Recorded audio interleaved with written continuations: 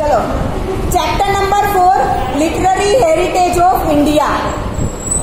Literary heritage मतलब literacy, हमारा जो हमारी अलग अलग लिपि है, जो भी हमें स्कल्पचर वगैरह मिला है, हमारी हिस्टोरिकल जो भी स्कल्पचर वगैरह मिला है, उसमें अलग अलग भाषा में अलग अलग लिपि में लिखा गया है, तो वो हमारा है लिटरेरी हेरिटेज।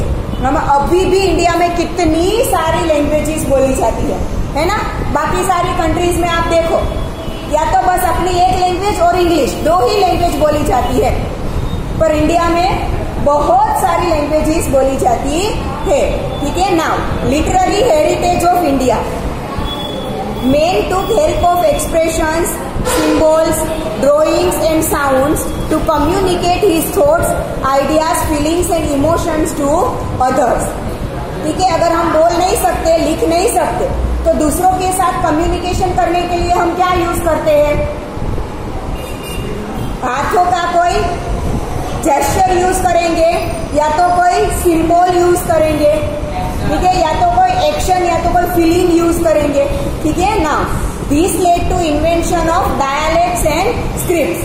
पहले इंसान ऐसे बातें नहीं कर सकता था, ठीक है। फिर ये सब कुछ आगे आगे चलता गया, लोगों का माइंड आगे आगे बढ़ता गया, समझ में आया कि अब एक दूसरे के साथ कम्युनिकेट करने के लिए कुछ अवेलेबल होना चाहिए, जिससे स्क्रिप्ट्स मतलब की लिपि बनी। ठीक है। This script contributed to the development of language. अलग अलग स्क्रिप्ट्स बनाई गई, वो एक ही स्क्रिप्ट में से कितनी सारी लैंग्वेजेस बनती है, तो पहले अलग अलग स्क्रिप्ट्स बनाई गई, उसी स्क्रिप्ट्स में से बहुत सारी लैंग्वेजेस भी बनी। Over a period of time language was being used for expression of thoughts. ठीक है। फिर क्या हो गया? थॉट्स को एक्सप्लेन करने के लिए क्या यूज करते गए अब हम? लैंग्वेज। ठीक है। एक्शन या तो इशारों में बातें नहीं होती है, या तो फीलिंग्स नहीं होता है, या तो कोई ड्राइंग्स वगैरह नहीं यूज होता। ठीक है। लैंग्वेज यूज की जाती है एक दूसरे की फीलिंग्स को डिस्क्राइब करने के लिए। The constructive use of language led to creation of literature. ठीक है। इंडिया का बहुत सारा लिटरेचर, जैसे कि महाभारत और रामायण बोलो तो वो हमारा लिटरेरी हेरिटेज है। ठीक है।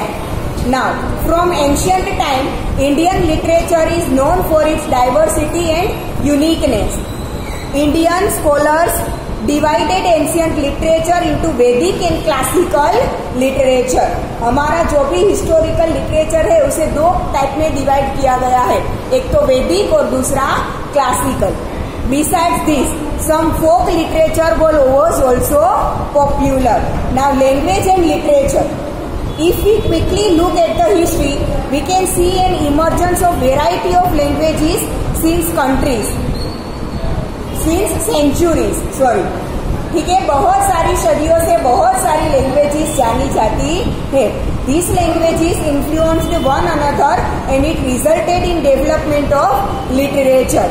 ठीक है। अलग अलग लैंग्वेजेस में अलग अलग लिटरेचर लिखे गए हैं। As a result some new languages and literature have developed and flourished. ठीक है। अलग अलग लैंग्वेजेस सामने आती गई, जिसकी वजह से नई नई और लैंग्वेजेस भी बनती गई और हर एक लैंग्वेज में लिटरेचर्स लिखे जाने लगे। The best example of this is Sanskrit language. Sanskrit language is less in use in present time, but religious ceremonies and worshipping rituals are built in Sanskrit language. ठीक है। पहले हमारा जैसे कि अभी हम बोलते हैं कि जो वैदिक युग था, हम बोलते हैं ना 4 युग, सतयुग, त्रेता युग, द्वापर युग एंड अभी कौन सा चल रहा है? कलयुग। ठीक है। तो ये सतयुग, त्रेता युग, जो पहले के 2 युग थे ना, लोग उसमें संस्कृत लैंग्वेज बोलने में भी यूज करते थे। ठीक है। तो तब अब तो संस्कृत लैंग्वेज बोलने में कोई भी यूज नहीं करता जनरली, बट हमारे जो रिचुअल्स वगैरह परफॉर्म किया जाता है उसमें श्लोक वगैरह किसमें पढ़े जाते हैं? संस्कृत में ही पढ़े जाते हैं ना। भले ही अभी हम रेगुलर लाइफ में बोलते नहीं है, बट उसका यूज तो अभी भी होता है। Generally, language provides opportunity for the humans for better expression and understanding. ठीक है। लैंग्वेज की मदद से हम हमारे एक्सप्रेशंस भी बहुत अच्छे से समझा सकते हैं और एक दूसरे को समझ भी सकते हैं। India's most ancient scripts is that of Harappan civilisation. India की सबसे पुरानी स्क्रिप्ट कौन सी है? हड़प्पन सिविलाइजेशन की, जो अभी भी कोई पढ़ नहीं पाया है। क्या लिखा है वो देखा है सबने, ठीक है, बट उसमें क्या लिखा है वो कोई अभी भी समझ नहीं पाया है।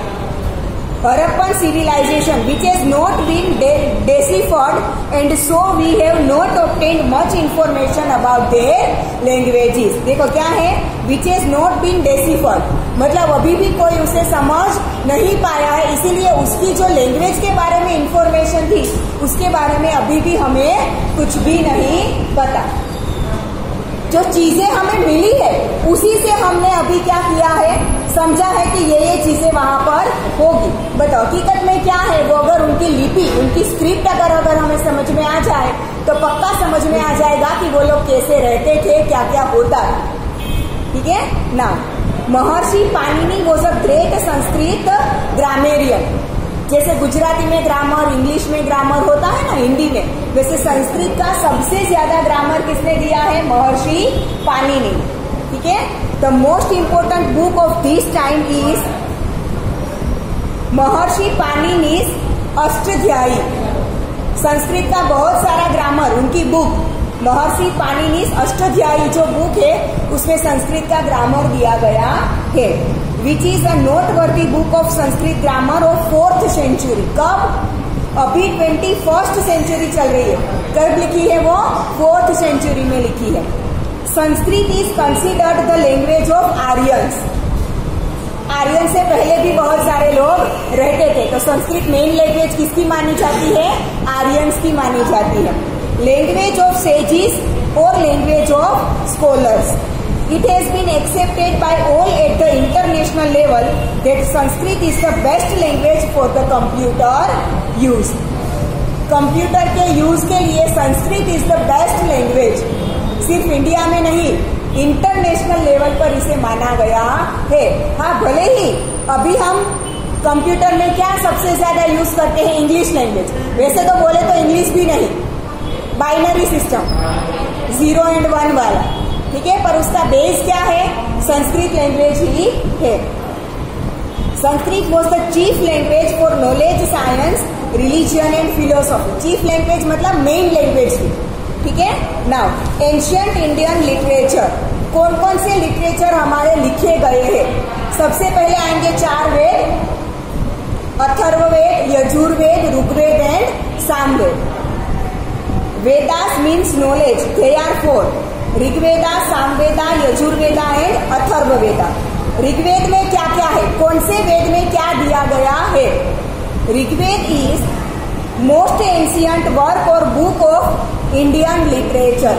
इंडियन लिटरेचर का सबसे पुराना बुक कौन सा है? Rigveda. It consist of 1200 verses, is a wonderful work divided into 10 divisions. पूरी ऋग्वेद किसमें, कितने पार्ट्स में डिवाइड की गई है?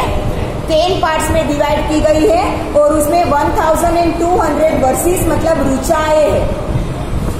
श्लोक, एक बहुत सारे श्लोक के मिलाकर एक क्या बनाई जाती है? ऋचा बनाई जाती है, जिसे इंग्लिश में वर्सेस बोलते हैं। ठीक है। वैसे कितने वर्सेस है उसमें? 1028। ये याद रखना, 1 मार्क में बहुत पूछा जाता है। ऋग्वेद कितने डिविजन्स में है? 10 डिविजन्स में है। उसमें वर्सेस कितने हैं? 1200। Most of the verses are prayers of God.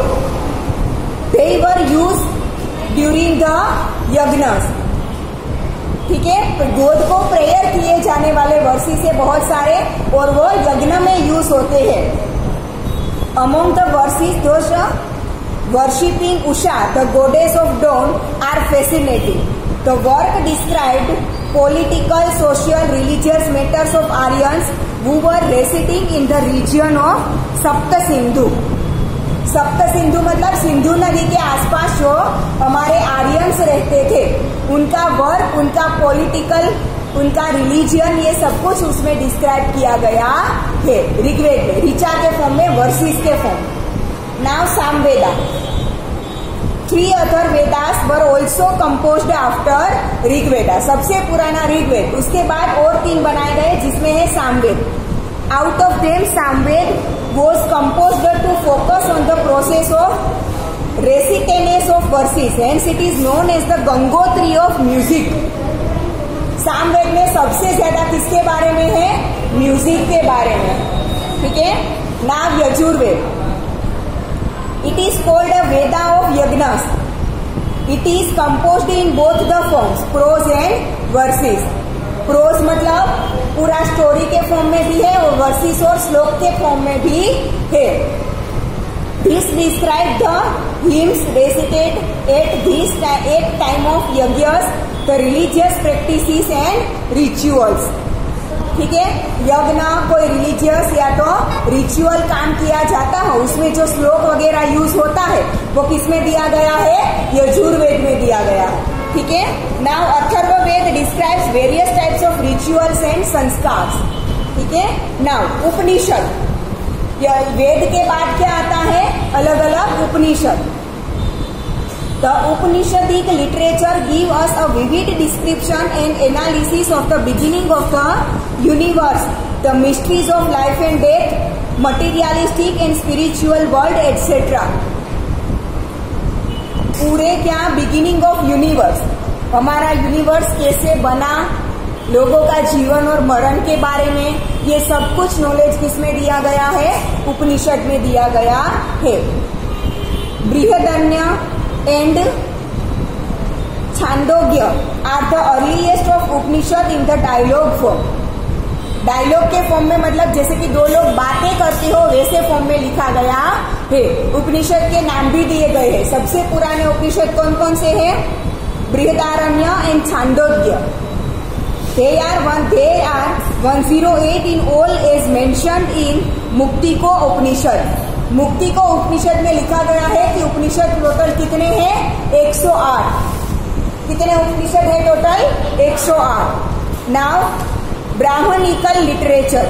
Many Brahmanical epics were composed to understand the meaning of Vedic literature. वैदिक लिटरेचर को समझने के लिए, मतलब कि जो 4 वेद है उसे समझने के लिए उसमें से बहुत सारी छोटी छोटी बुक्स लिखी गई है.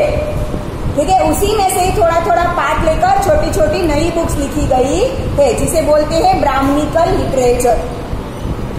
Any critical appreciation based on Vedas composed in the poetic form are included in Brahmanical literature.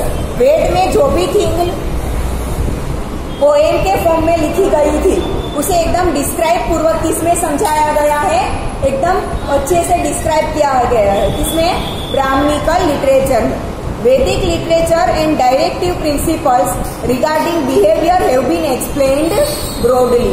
Now आरण्यकस. उपनिषद के बाद आता है आरण्यकस.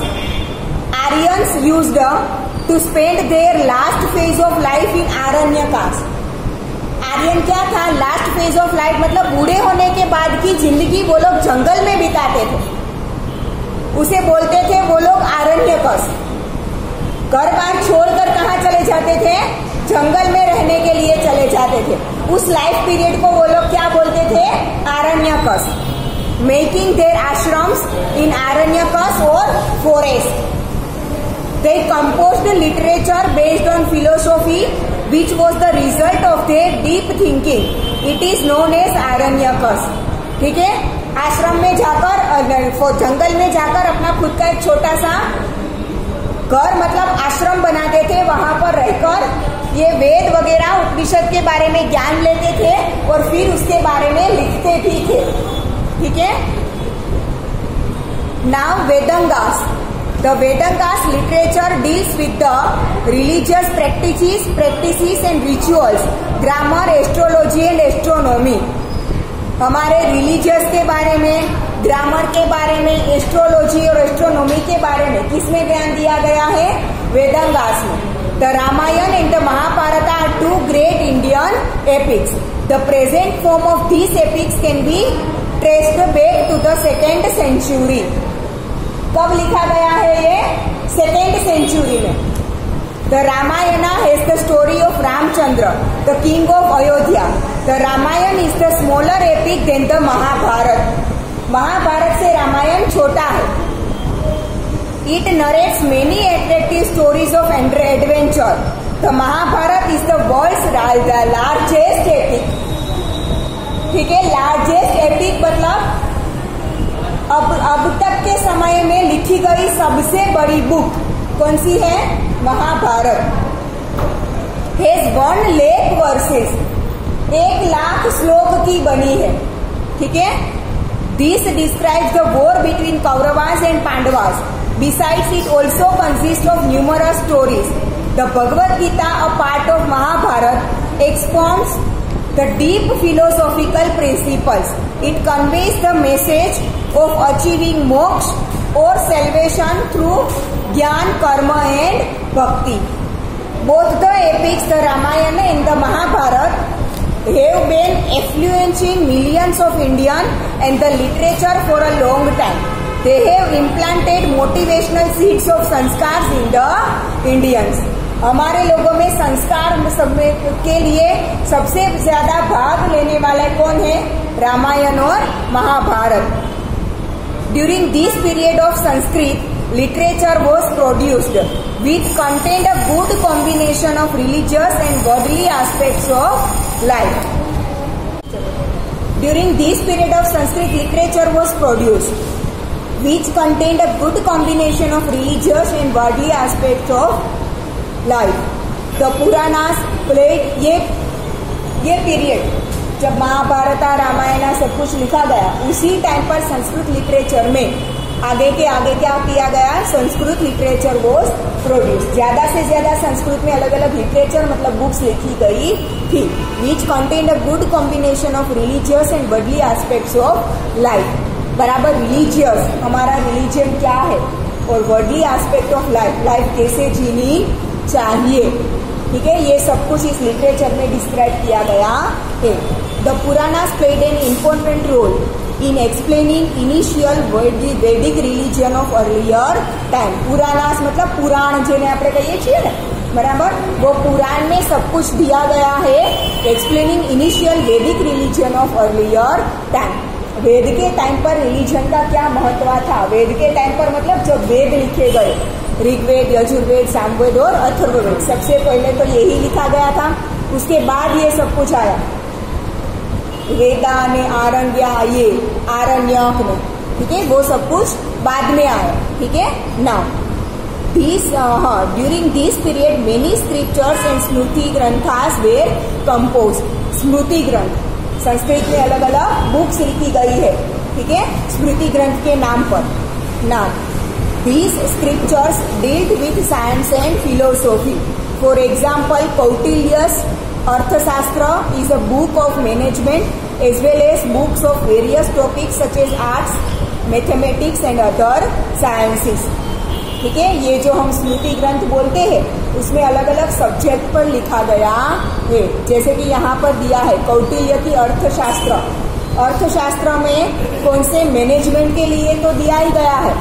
ठीक है, मैनेजमेंट अभी जो पढ़ाते हैं ना MBA वालों को, ठीक है, वो हमें लगता है कि ये सब कुछ फॉरेन कंट्रीज का है. ठीक है, वेस्टर्न कल्चर वहां से आया है, बट हकीकत में ये सब कुछ हमारे कंट्री में, जब वो कंट्री शायद लोगों को उसके बारे में पता भी नहीं था. ठीक है, तब से हमारे देश में हमारे ऋषि मुनियों ने सब कुछ ये लिख कर रखा है. तो ये मैनेजमेंट के बारे में, आर्ट्स में, मैथमेटिक्स और अदर है. उनके पूर्वज नहीं थे लिखने वाले? बेटा, लिखने लोगों को समझ में आया कि लिखा कैसे जाता है, लैंग्वेज क्या होती है, उसके बाद लिखना शुरू करेंगे ना. मतलब उनको पता ही नहीं था. मतलब जब हमारे टाइम पे हमारे ऋषि मुनियों को पता था, तब उनके वहाँ से किसी को पता नहीं था. शुरुआत तो किसी ने की होगी ना बेटा. हमने की. हाँ ना.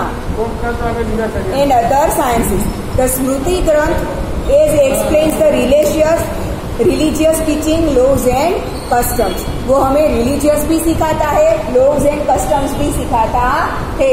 साइंस जिसे हम बोलते हैं ना कि अभी अर्ली टेक्नोलॉजी, वो हमारे लिए बहुत पुरानी है. ठीक है. Now the earlier Buddhist literature was written in Pali language. ठीक है. As it is divided into 3 section, it is known as Tripitaka. 3 अलग अलग बुक मतलब 3 डिवीजन में डिवाइड कर लिखा गया है, तो उसे क्या बोला जाता है? त्रिपिटिका। इट कंसिस्ट ऑफ सुक्त पिटिका, विनय पिटिका, अभिनंदमा पिटिका, बराबर, ये तीनों के नाम दिए हैं, सुक्त पिटिका, विनय पिटिका एंड अभिनंदमा पिटिका।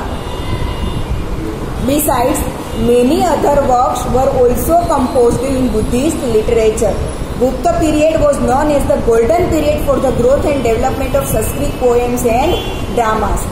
गुप्त पीरियड मतलब आपने देखा था ना, मौर्य वंश, गुप्त वंश, ये चौल वंश, ठीक है। तो उसमें जो गुप्त पीरियड था, गुप्त वंश था, तभी सबसे ज्यादा संस्कृत लिटरेचर का व्याप और ड्रामा का व्याप हुआ है। हाँ, ये संस्कृत लिटरेचर में बुक तो बहुत पहले से लिखी गई थी, बट उसका व्याप नहीं हुआ था, मतलब कि लोगों तक इतना ज्यादा पहुंचा नहीं था। तो गुप्त वंश में ये सब कुछ क्या हुआ, सबसे ज्यादा स्प्रेड हुआ। Now, Gupta period was known as the golden period. Now, the great writers like Kalidas, Bhavabhuti, Bharvi, Bhartihari, Banabhat, Mangha and many other belonged to this period. ठीक है, ये सारे जो लेखक के नाम है वो गुप्त वंश में थे। ठीक है, कवि कालिदास बोलते हैं ना, ठीक है। Now, of these, Kalidas is known all over the world. His works Kumarasambhava, Raghuvamsham, Meghaduta, Abhijnana Shakuntalam and Ritusamhara are renowned for their best poetic and dramatic side. Best poet और बेस्ट ड्रामा के रूप में उसे अवार्ड भी मिला है। ठीक है ना, उसमें अभिज्ञान शाकुंतलम तो सब बहुत फेमस है, अगर सब आपको याद हो तो, शकुंतला। ठीक है ना। बाना wrote the Kadambari and Harshacharita, a biography of king Harsha. ठीक है, कादम्बरी एक नाम की बुक लिखी है और दूसरा लिखा है हर्षचरित, किंग हर्ष के बारे में। ठीक है, other works of the period are Bhavabhuti's, Uttara Ramacharita. Uttara Ramacharita पता है किसी को? रामायण का पीछे का भाग, लव कुश वाला, उसे उत्तर रामचरित बोलते हैं। ठीक है, हाँ। Other works of this period are Bhavabhuti की उत्तर रामचरित, भैरवी की Kiratarjuniyam, Vishakha Datta's, Mudra Rakshasa, Shudraka, Mrichchhakatikam and Dandi's, Dasha Kumara Charita. The subjects of this work were political events, romance, allegories, comedies and philosophy. सब कुछ था उसके टाइम पर, मतलब किंग के, देखो पॉलिटिकल इवेंट्स मतलब राजाओं के समय में भी, ठीक है, भले हमारी जैसी सिस्टम नहीं थी पर उसे भी पॉलिटिक्स ही बोलते हैं। ठीक है, तो ये पॉलिटिकल इवेंट्स के बारे में है, रोमांस के बारे में है, एलिगरीज, कॉमेडीज एंड फिलोसॉफी। ठीक है, now versus were composed in earlier form of Gujarati language. Versus मतलब श्लोक को फिर गुजराती में ट्रांसलेट किया गया। In the course of time Gujarati language developed and many literary works were composed in it. सबसे पहले सबको गुजराती उस टाइम पे नहीं पता थी, सबसे ज्यादा कौन सी लैंग्वेज चलती थी? संस्कृत ही चलती थी। फिर उसमें से नई नई लैंग्वेज बाहर आई। ठीक है, जब गुजराती के बारे में समझ में आया, लोग गुजराती बहुत ज्यादा यूज करने लगे, फिर इन सब ये जो संस्कृत की बुक्स थी उन सबका गुजराती में क्या किया गया? ट्रांसलेशन किया गया। ठीक है, the heritage of Gujarati literature was made prosperous by literary contribution of Narsi Mehta, Mirabai, Dayaram, Akho, Premchand, Pritam and others who composed beautiful verses, songs, garba, narrative poems and chappas etc. ठीक है, उसके बाद इन सब का तो गुजराती में translation किया गया, बट उसके अलावा भी गुजराती में भी बहुत सारी बुक्स लिखी गई। किस किसने लिखी थी उनके नाम भी दिए गए थे और किस किस टाइप की बुक्स लिखी। ठीक है, after that the scholars like Narmad, Navalram, Kishorlal Mashruwala, Pannalal Patel, Umashankar Joshi, Mahipatram, Ruparam Nilkanth, Govardhan Ram Tripathi and others enriched the Gujarati literature through their work. ठीक है, ये बहुत पुराने हैं, ये नरसिंह मेहता, मीराबाई, दयाराम, वो बहुत सालों पहले हो गए, ठीक है, तब दिया था। पर अभी नया नया भी बहुत सारे फेमस लोग थे गुजराती लिटरेचर के लिए। तो 4 Dravidian languages, Tamil, Telugu, Kannada and Malayalam. हम सब क्या है, आर्यंस है, ठीक है। मैंने आपको समझाया था आगे के चैप्टर में कि आर्यंस मध्य एशिया से आए थे, सेंटर एशिया से, नीचे आते गए इंडिया में। वो लोग नीचे नीचे जाते गए और इंडिया में जो द्रविड़ लोग रहते थे वो कहाँ पर जाते गए, साउथ में जाते गए। तो ये केरल, कर्नाटका, आंध्र प्रदेश, तमिलनाडु, ये सब द्रविडियंस है, ठीक है। ऊपर जैसे आगे जाएंगे वैसे लोग क्या है, आर्यंस है, ठीक है। तो अब वहां पर जो ये 4 लैंग्वेजेस बोली जाती है, तेलुगु, तमिल, कन्नड़ एंड मलयालम, ठीक है, ये 4 द्रविडियंस लैंग्वेज है। Developed their own scripts and literature, उनका भी खुद का लिटरेचर था। Tamil is the oldest of these with its literature belonging to early centuries of the Christian era, ठीक है। क्रिश्चियन एरा के अर्ली सेंचुरीज मतलब सेंचुरी 1, 2, 3 उस टाइम, ठीक है। और ये चारों में भी सबसे पुरानी लैंग्वेज कौन सी है, तमिल, ठीक है। According to tradition 3 literary gatherings and sangams were held at which may sages and poets recited their composition. According to tradition 3 literary gatherings and sangams were held. पूरे साल में 3 बार ऐसे गैदरिंग्स और संगम किए जाते थे राजाओं के वक्त में, ठीक है, जिसमें क्या होता था, at which many sages and poets recited their composition. बहुत सारे लेखक और कवि आते थे और अपनी अपनी जो भी लिखा हो वो वहां पर सुनाते थे। They contained many themes like politics, war and love. The famous works of this body of literature includes Ethutokoi, composition of 8 poems, the Tolkappiyam, grammar, and the Pathupattu, the 10 songs, ठीक है। तमिल लैंग्वेज में ये 3 book का नाम है। Thiruvalluvar wrote the famous Purai, which in verse deals with many aspects of life and religion. Thiruvalluvar Tamil में उन्होंने book लिखी है पुराण, वो भी उनकी लाइफ और रिलीजियस के बारे में है। The Silappatikaram and the Mani Mekhalai are some of the most famous works of early Tamil literature. Now medieval literature. During the beginning of medieval age in North India, the language of literature was Sanskrit. So the great works were composed during this period were in Sanskrit. ये period में जो भी literature है वो सब कुछ क्या है, संस्कृत में है। In this age 2 great works were written in Kashmir. First was Somvedas Kathasarit Sagar, and second was Kalhana's Rajtarangini. There are first historical books of India. India की सबसे पहली हिस्टोरिकल बुक्स, मतलब कि हिस्ट्री में के बारे में, भगवान के बारे में, रिलीजियस के बारे में या कोई सब्जेक्ट के बारे में ना हो, जैसे कि फिलोसॉफी, साइंस, मैथ्स या आर्ट्स, मैनेजमेंट, इन सब के बारे में ना हो, बट हिस्ट्री, इंडिया की हिस्ट्री के बारे में कि राजाओं महाराजाओं ने क्या क्या शुरू किया था, ठीक है। हिस्ट्री के बारे में सबसे पहली बुक इंडिया की कौन सी है, ये कथासरित सागर एंड कल्हाना की राजतरंगिनी। आप रेगुलरली केबीसी देते हो ना, तो अभी थोड़े टाइम पहले ही ये इन दोनों बुक के बारे में पूछा गया था, क्वेश्चन याद हो तो। इन दोनों में से किसी एक बुक के बारे में था कि किसने लिखी है, ठीक है। तो सोमवेदा की कथासरित सागर एंड कल्हाना की राजतरंगिनी, ये दोनों सबसे पहली इंडिया की हिस्टोरिकल बुक्स है। Another famous work of this time is the Gita Govinda by Jayadeva, which is one of the finest poems in Sanskrit literature, ठीक है। संस्कृत लिटरेचर में सबसे फाइन मतलब कि सबसे प्रशंसा लायक हो तो पोएम की बुक कौन सी है, गीत गोविंद।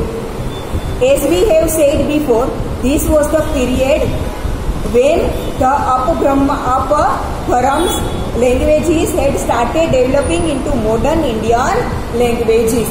पुरानी इंडिया की जो लैंग्वेज थी, जैसे कि ये द्रविडियन की 4 लैंग्वेज, और आर्यन तो जनरली संस्कृत ही यूज करते थे, ठीक है। इन लैंग्वेजों में क्या होने लगा, अपभ्रंश होने लगा। अपभ्रंश मतलब कि शब्द ठीक से बोले नहीं जाते थे, जिसके ऊपर से नई नई नई नई लैंग्वेजेस बाहर आती गई। Now one of the earliest works in an early form of Hindi was Prithviraj Raso by Chanda Bardai. Hindi में सबसे पहली बुक कौन सी लिखी गई, पृथ्वीराज रासो। किसने लिखी थी, चंद बरदाई। ठीक है। The work that marks the beginning of Hindi literature deals with heroic deeds of Prithviraj Chauhan. ठीक है, जो किसके बारे में थी, पृथ्वीराज चौहान के बारे में। In this time Sanskrit literature made great STRIDE in south India. ठीक है, जब हिंदी लिटरेचर नॉर्थ इंडिया में जब हिंदी लिटरेचर स्टार्ट हो गया, तब ये जो द्रविडियंस जो ये 4 लैंग्वेज यूज करते थे, वहां पे भी संस्कृत अब स्प्रेड होने लगा था। For some time Jainism influenced Kannada literature. कई बार कन्नड़ लिटरेचर में जैनिज्म के बारे में भी लिखा गया है, मतलब जैन रिलीजन। ठीक है। The poet Pampa composed Adi Purana and Vikramarjuna Vijaya. The poet Panna wrote Shanti Puran describing the life of 16th Jain Tirthankar।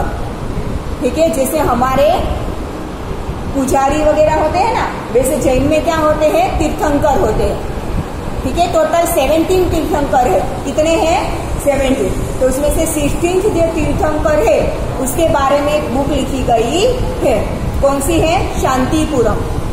The poet Ranna composed 2 books namely Ajitanatha Purana and गदायुद्ध।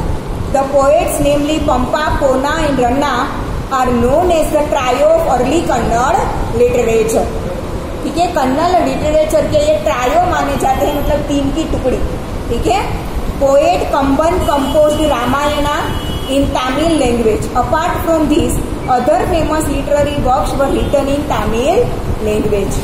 ठीक है, ये सारी बुक्स वगैरह के लेखक के, उसके पोएट के, सबके आपको नाम याद रखने होंगे। हाँ, 1 मार्क में पूछे जा सकते हैं। आई नो कि याद रखना थोड़ा मुश्किल है, पर करना तो होगा। ठीक है, तो आज यहाँ तक रखते हैं।